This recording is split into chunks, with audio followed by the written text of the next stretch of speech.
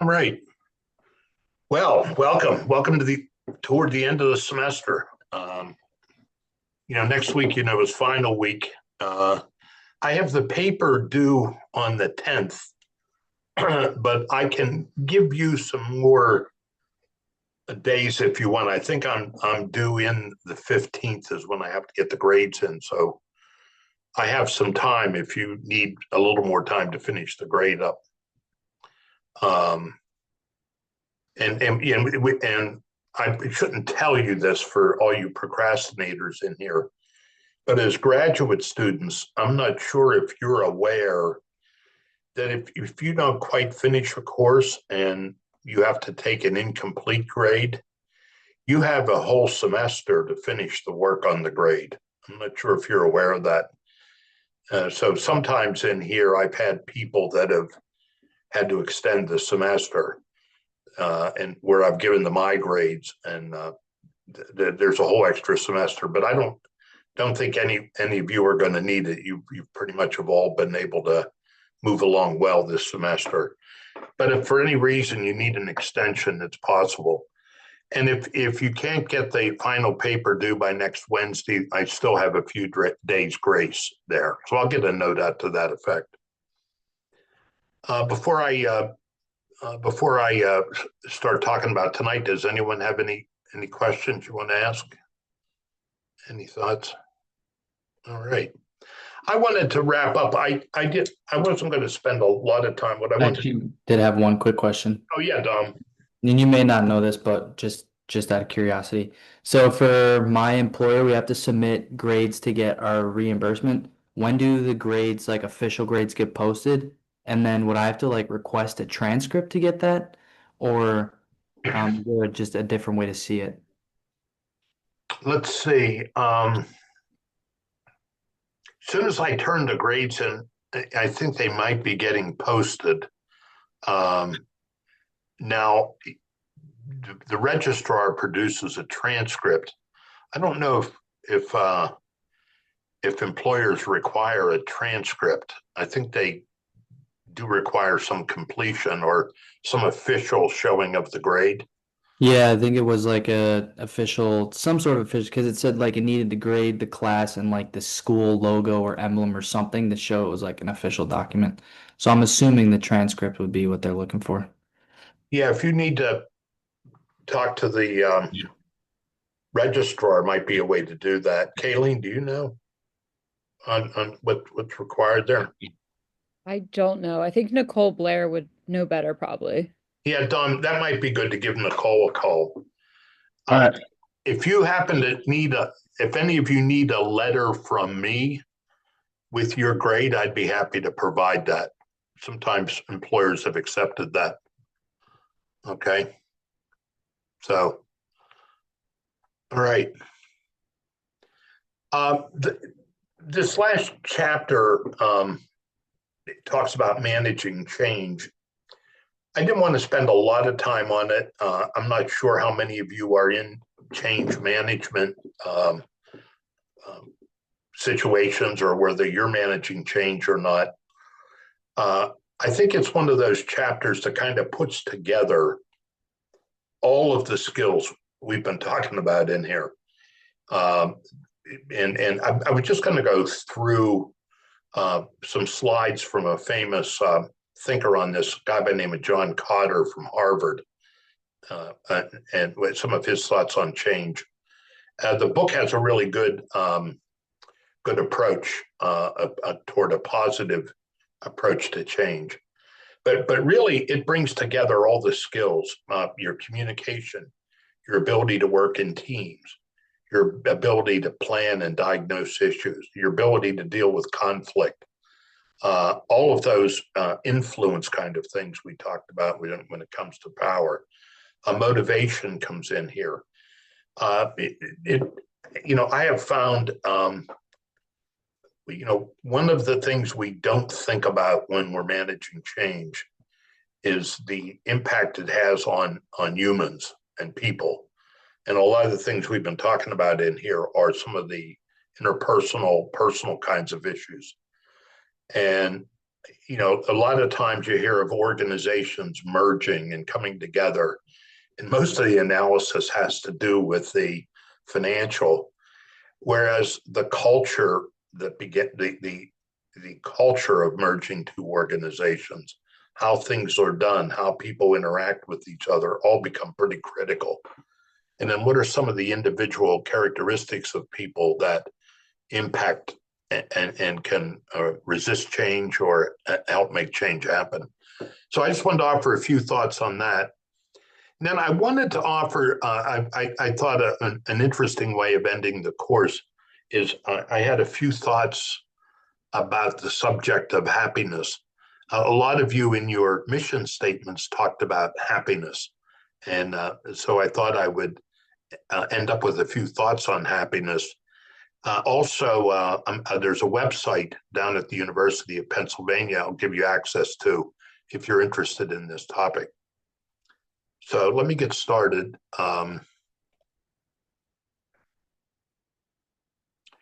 And talk about leading change. And I'm going to quickly go through some slides. John Kotter, who wrote this book in the late 90s, mid 90s.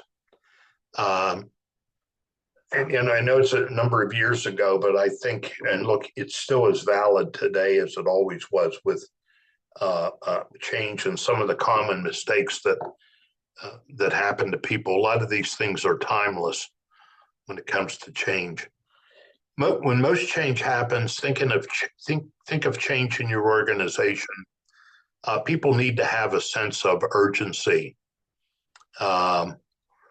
People tend to overestimate how much they can force change on an organization. They confuse urgency with anxiety.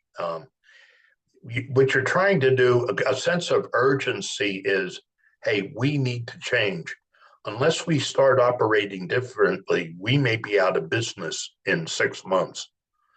And that's what a sense of urgency is. And people have to believe that. What anxiety is people begin to get fearful about what the change might mean. And fear usually leads to resistance. So in most change efforts, there has to be a sense of urgency of why we need to make this change. Another reason change fails is people don't have a coalition of people who are with him or her on the change. A lot of inertia and short-term self-interest are natural resistors. And you need to have a coalition of key people helping guide the effort. Another really important thing is the vision. Not having a vision, plans, notebooks, all kinds of things like that are not vision. A vision is your view of what the future is going to look like. A lot of times the way out into the future, it may not be understood easily, but if you have a vision of where you're going, then you should be able to describe your vision in 5 minutes or less.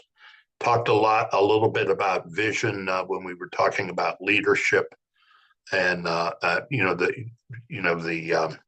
motivation of people, etc.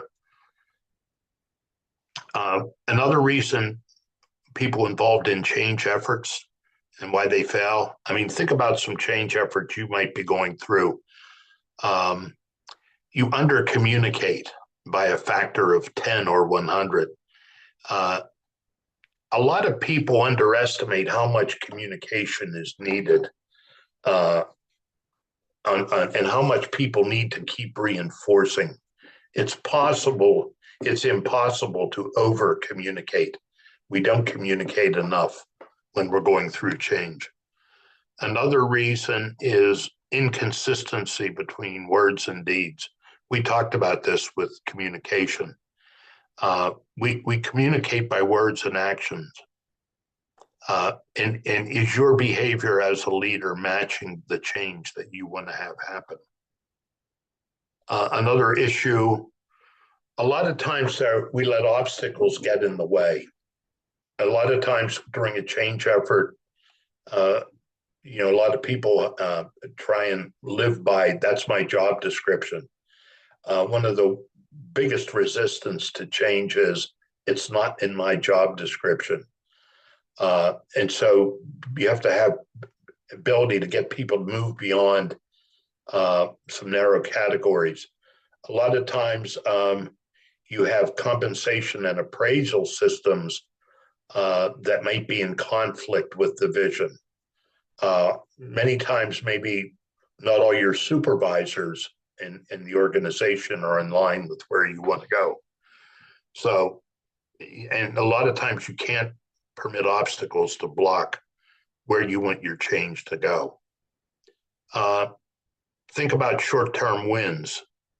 If you're going through a change effort, celebrate short-term wins. People need to feel like they're progressing in the right way. So real change takes a long time.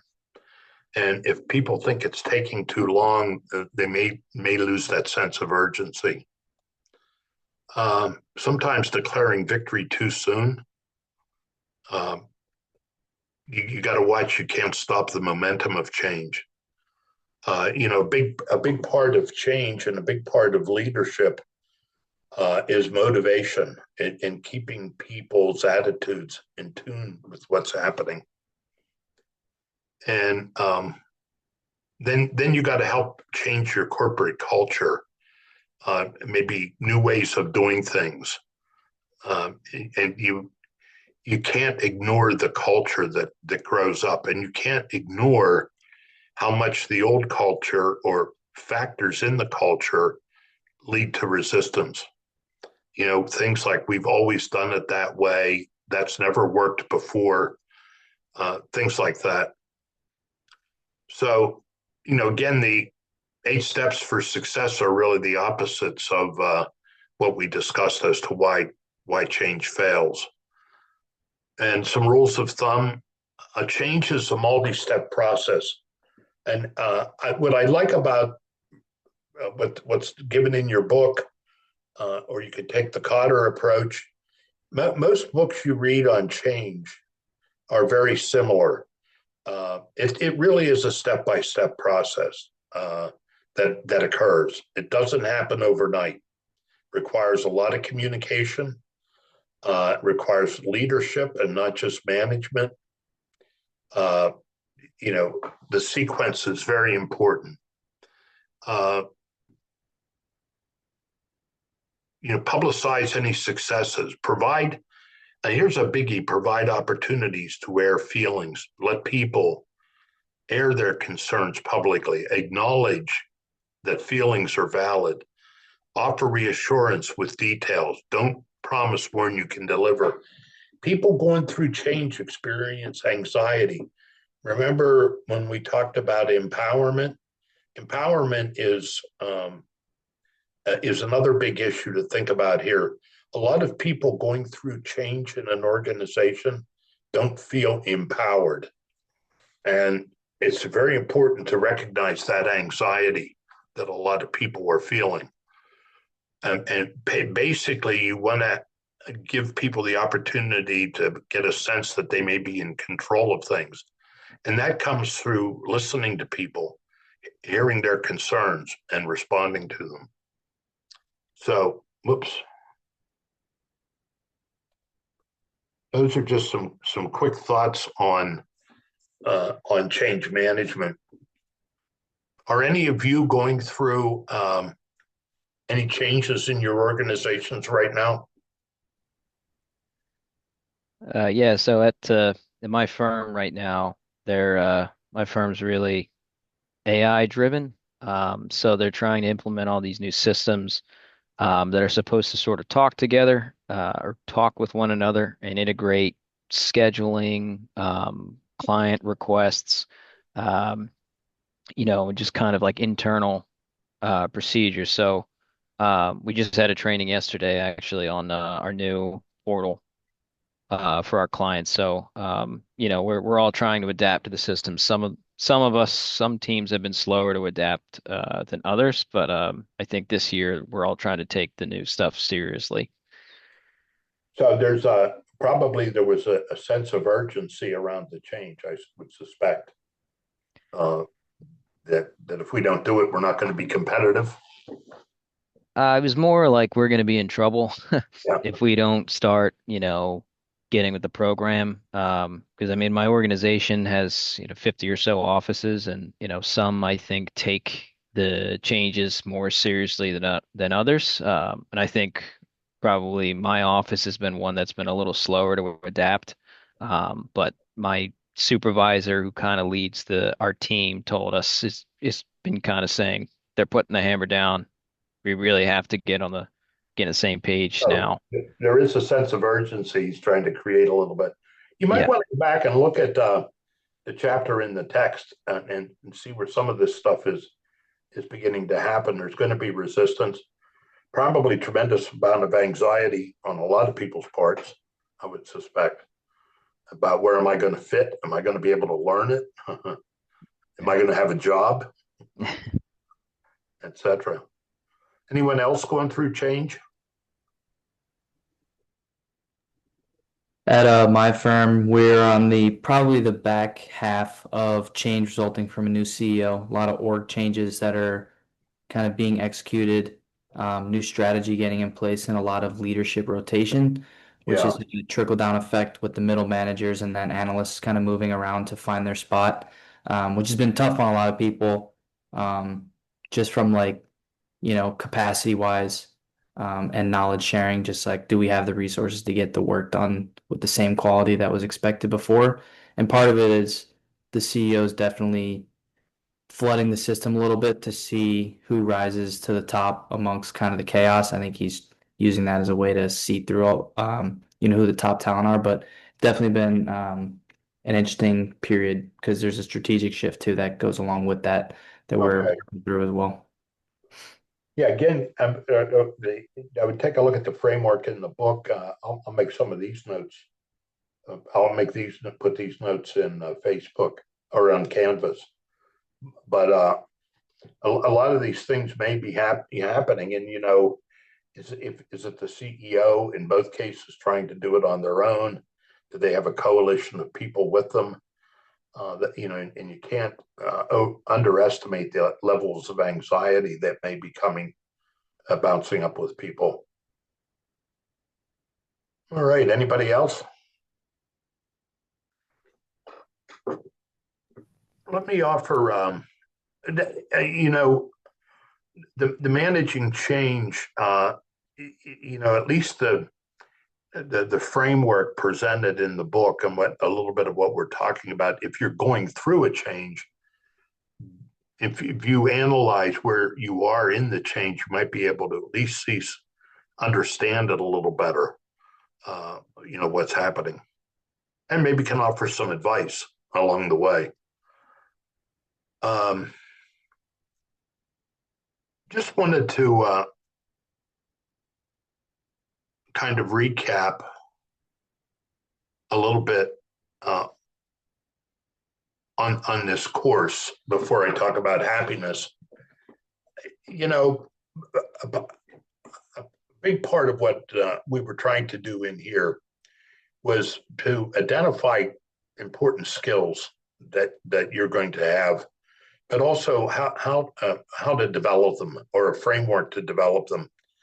And what I like to do in here, and which I think was important, was give you a structured way to look at some of these skill areas, like words like dealing with conflict or dealing with stress, a structured way to begin to approach some of these. And that's kind of what I like the textbook, but it also gives you a sense of where you might fit in this skill area.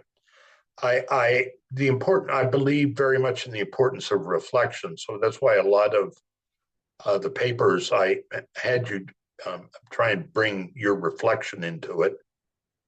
A lot of what I was trying to do in here was increase perspectives that you bring to situations and problems, almost helping you gain conceptual versatility. And that's a little bit like that 4 frames concept I talked about, giving you multiple ways to begin to look at different situations. And then hopefully in here, in each of the chapters, there are nice frameworks for reviewing skills and skill development. And as I said the first night of class, I really wanted you to be able to walk out of here, out of the class, maybe a little more skilled than when you walked in, or much more aware of different things. That I wanted you to walk out of here with more than just book knowledge of some of the things we were talking about. And I really believe that's important for when we talk about topics like leadership, because it's many of the things we've talked about in here are things that are going to be with you the rest of your life in terms of your learning and your own development. And then I thought I would kind of wrap up with a few thoughts on happiness. And, this is a highly researched topic. One of our retired faculty members, Jim Smither, did a lot of work in this. And at the end, I'm going to give you a link to it's called the Center for Positive Psychology. It's University of Pennsylvania. And if you're interested in this topic, there's a lot of interesting references. So let me get into about it. I know many of you talked about happiness in your U Inc. papers. It's enshrined in our Declaration of Independence: life, liberty, and the pursuit of happiness. And I think this is a word that's out there that all of us tend to find as a positive word. But, you can look at it from a number of perspectives. There has been a lot of studies around age and happiness. And here's a good one. At every stage, older Americans were the happiest, believe it or not. The odds of being happy increased 5% with every 10 years of age. So that's what you have to look forward to. You might increase your happiness. But what are some of the characteristics that might lead to that? So there's a lot of studies around age. Are women or men tend to be happier? Men are 5 times as vulnerable as women to alcoholism and antisocial personality disorders, and women are twice as vulnerable as men to depression and anxiety. But however, women's more intense sadness in bad circumstances must be considered in light of their greater capacity for joy under good. But the bottom line is, the net result is that we are all roughly equal in happiness between men and women. So gender is not really a factor. That gender accounted for less than 1% of people's global well-being or happiness. Does happiness vary by culture? There's been a lot of studies out there. And sometimes it's been found that satisfaction with one's country is positively related to individual level happiness. So if you're happy with your country, this relationship is especially strong where life conditions are difficult. Poor countries, or whether individualism or collectivism is the primary cultural characteristic. Within any country, are rich individuals happiest? Now, I'm not sure exactly the year of this, but it was found that beyond a household income of $75,000 a year, Money does nothing for happiness, enjoyment, sadness, or stress. In other words, it was saying, if you have enough money at a certain level, amassing more money doesn't increase your happiness. There's been a fair amount of studies of people who have won lotteries, and they tend to revert back to their state after they have all that money. The studies of all of these people that have won incredibly large amounts of money, they tend to revert back to their pre-winning status in terms of happiness. Consumer research has found that materialism, high importance placed on acquiring wealth and possessions, is negatively correlated with happiness and self-esteem. And this effect is especially strong for people with lower incomes. And then some studies have found that the relative importance of the goal of financial success was negatively associated with happiness and self-esteem. And it was positively correlated with depression, anxiety, and behavioral disorders. So it says if your whole world is centering around financial success. And then going back to the culture a minute, the data shows that the extent to which a society allows free choice has a major impact on happiness. 3 factors have increased the extent to which people perceive they have free choice: economics, development, how democratic you are, and how much social tolerance there is. And all of these 3 characteristics have helped lead to higher degrees of happiness. In some, over 25 years, the world as a whole has experienced exceptional economic growth, widespread democratization, and increasing tolerance of social diversity. These changes expand freedom of choice. Another thing to think of when happiness is it better to give than to receive. People tend to obtain more happiness from pro-social spending when giving provides the opportunity to connect with other people. So, in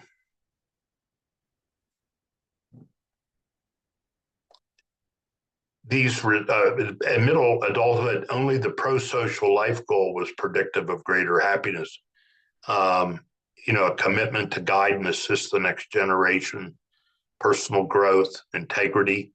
These results point to the benefits of having goals focused on helping others rather than helping self. The Myths of Happiness summary, a general conclusion from almost a century of research on the determinants of well-being is that objective circumstances, demographic variables, and life events are correlated with happiness much less strongly than intuition and everyday experience tells us they ought to be.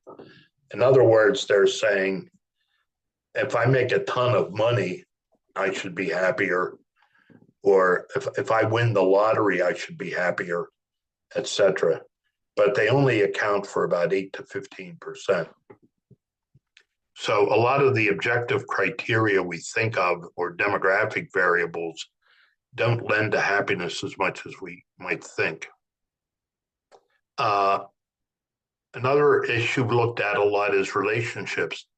Higher well-being or happiness is associated with spending less time alone, more time talking to others, less small talk, having substantive conversations.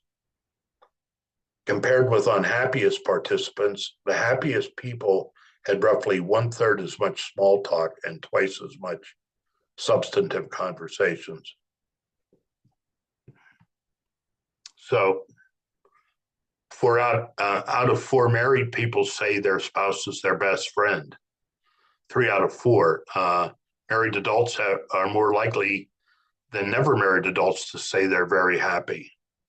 And throughout the Western world, married people of both sexes report more happiness than those never married, divorced, or separated. So,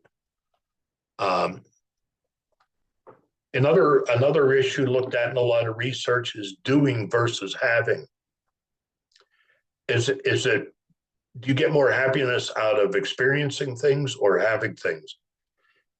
Experiential purchases, money spent on doing things, tends to provide more enduring happiness than material purchases. And experiences tend to produce more enduring satisfaction than do possessions. Experiential purchases tend to make people happier. Like I went to Myrtle Beach for 4 days playing golf in November. That made me happy, purchasing that experience. 4 studies found that waiting for experiences tend to be more positive than waiting for possessions. People derive more happiness from the anticipation of experiential purchases. Waiting for an experience tends to be more pleasurable and exciting than waiting to receive a material good. Just think of your own life. For any of you that celebrate Christmas, the anticipation of Christmas is often better than Christmas Day itself. Or, you're working hard and you're going to have a week off and you're going on vacation. So, doing versus having. And then another concept is the flow of happy people. And this has to do with your work. When work is a pleasure, life is a joy. When work is a duty, life is slavery. And for many people, work provides personal identity. It helps define who we are, and it offers a network of relationships. And it can add meaning, purpose to our lives, and a sense that our lives matter. To be in the flow, when they use the word flow, but being in the flow means is you're totally engaged in the present moment. You're so caught up in an activity that your mind doesn't wander. You become oblivious to your surroundings and time flies. And you're probably experiencing that when you're doing a hobby you really enjoy or something like that. This psychologist studies discovered that happiness comes not from mindless passivity, but from engagement in mindful challenge. Whether at work or leisure, people enjoy themselves more and absorbed in the flow when they're doing things that are more meaningful to them. So, happiness is enhanced when people's goals are intrinsic, feasible, valued by one's culture, not conflicting. And people are relatively happier when they choose to pursue success rather than avoid failure, are committed to their goals and believe they are making progress toward them. So goal setting comes in. And then happy people tend to be less sensitive to social comparison information, especially unfavorable, than are unhappy people. Unhappy people tend to be deflated when they hear or see something good happen to their neighbor, et cetera. So, falling into that trap of comparison, social comparison, keeping up with the Joneses leads to unhappiness. So in summary about happiness, if I can summarize it, several close, intimate relationships seem to be result in happiness. A commitment to something and feeling in control of your life. A big social support and network, and kind of being in the flow in the activities you're in. And all of these sometimes seem to promote happiness. Here's the uh, here's the website, AuthenticHappiness.org. It's at the University of Pennsylvania. And they talk about a concept, PERMA, meaning well-being. It means well-being. They equate happiness and well-being. And let me talk. PERMA stands for positive emotion. These words: peace, gratitude, satisfaction, hope, curiosity, love, all fall into positive emotions. Engagement, losing yourself in tasks or projects that provide a sense of disappeared time. That's what it means by being in the flow, getting engaged in things. And this can happen at any age. Relationships, that's the R. People who have meaningful, positive relationships with others are happier than those who do not. So, and then M is meaning. Meaning comes from serving a cause bigger than ourselves. Whether a religion or a cause that helps humanity in some way, we all need meaning in our lives. And the last one is accomplishment or achievement. To feel significant life satisfaction, we must strive to better ourselves in some way. Always strive to seek improvement. I kind of like this PERMA as a summation of this discussion on happiness. So happiness, one of the misconceptions about happiness is that happiness is being cheerful, joyous, and content all the time, always having a smile on your face. It is not. Being happy and leading rich lives is about taking the good with the bad and learning how to reframe the bad. We sometimes tend to see being happy as the end goal, but we forget that what's really important is the journey, finding out what makes us the happiest and regularly engaging in those activities to help us lead more fulfilling lives. In other words, we are not happy when we're chasing happiness. We're happiest when we are not thinking about it, when we're enjoying the present moment because we're lost in a meaningful project, working toward a higher goal, or helping someone who needs us. I kind of like that last little definitions. And then here's that site again, www.AuthenticHappiness.org. All right, so that's my ending thoughts. Wishing all of you a happy life with well-being as you move along. Any final thoughts or questions from any of you? Thoughts or questions? I'm just curious if you've ever found if there are certain qualities that you think are the most important in leaders that you've observed, read about, worked with, trained. Were there any kind of common points, common values that you felt were the most important? It's interesting you asked me that, Fran. I am coming more and more to the conclusion that one of the single biggest qualities I have seen in people is humility. It's one of the biggest qualities I have seen in what I consider some of the most effective leaders I've worked with. And the principles over personalities. They don't need to be the people to get all the credit. They freely spread their power around.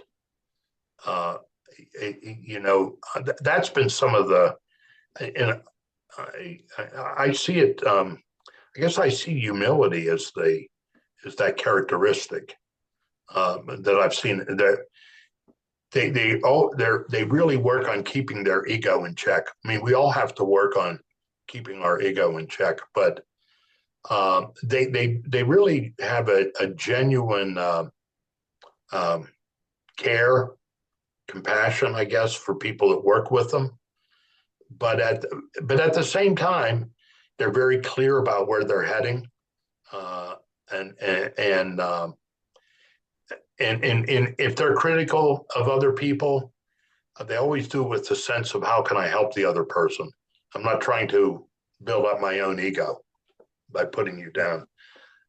That's the best answer I can come to. I just think of a lot of successful people I've worked with. They're not the most they're not the most flamboyant and out there all the time. And that goes for some people in business too, running successful organizations. They're not the ones who are on the cover of Forbes magazine all the time necessarily.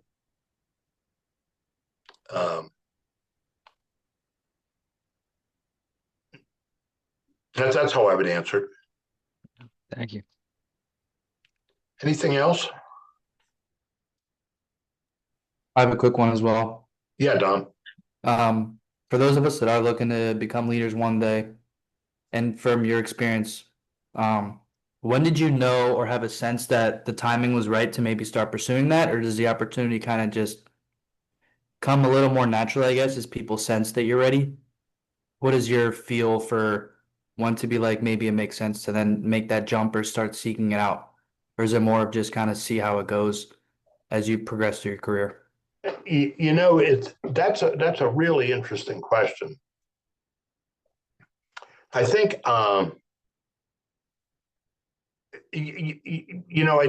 sometimes you're talking a little bit about the difference between leadership abilities and being in positions of leadership, and almost in any job you can exhibit leadership potential, or where you're in situations where you can influence others.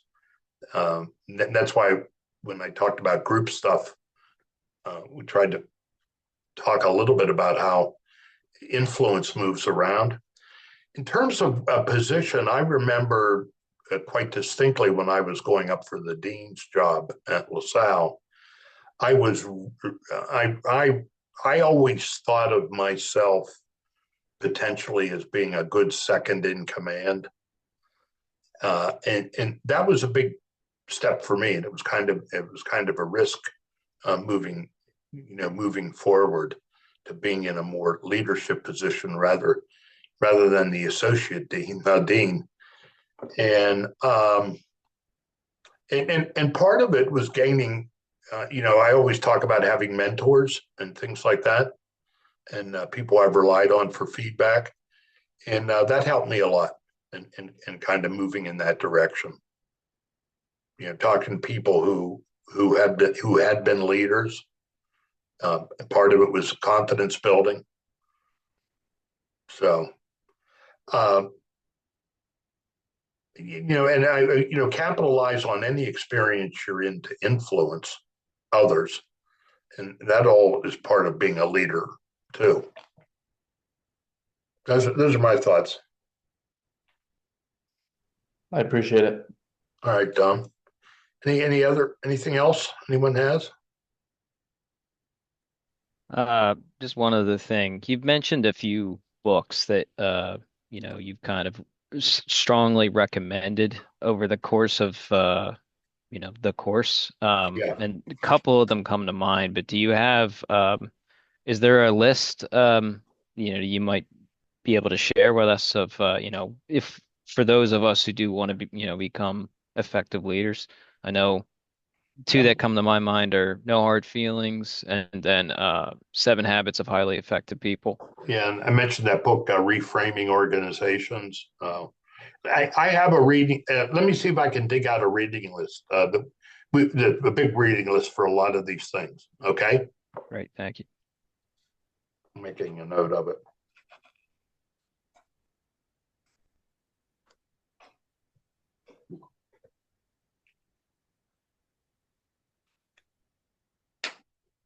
All right, any other questions or thoughts? I think this is the first hybrid class I've run where on almost every Zoom session, everyone showed up. It's incredible. I thank you for, I really, I'll finally end. I really have enjoyed this class. I've enjoyed reading your papers. The seriousness with which all of you approach this course, I got to applaud you for that. The papers I've been reading, you have put yourself into it, and it's been a pleasure for me working with you this semester. If you have my email address, anything I could ever do for you, just let me know as you move along. Good luck. Good luck with finishing the MBA. I'm a big believer in this degree. I know it's become one of those degrees that's out there by a lot of people. And I really feel we run a good program here, a good program at LaSalle. And for me, the MBA degree was one of the more defining things of my characteristic in my life. It enabled me to move in a lot of different directions. So I really applaud you for moving along with it. I think it's an excellent degree. And there's a lot to learn in it. So I wish all of you good luck, and anything I could ever do, please don't hesitate to call or write. Thank you. Really appreciate the time this semester. All right, Dom and everyone, Thank you, Brandon, Professor. Jabari. Thanks, Professor. Thank you so All right. much. All Thank you. right. All Thank right. you. I appreciate it. Isabella, Erica. All right, let me stop the recording.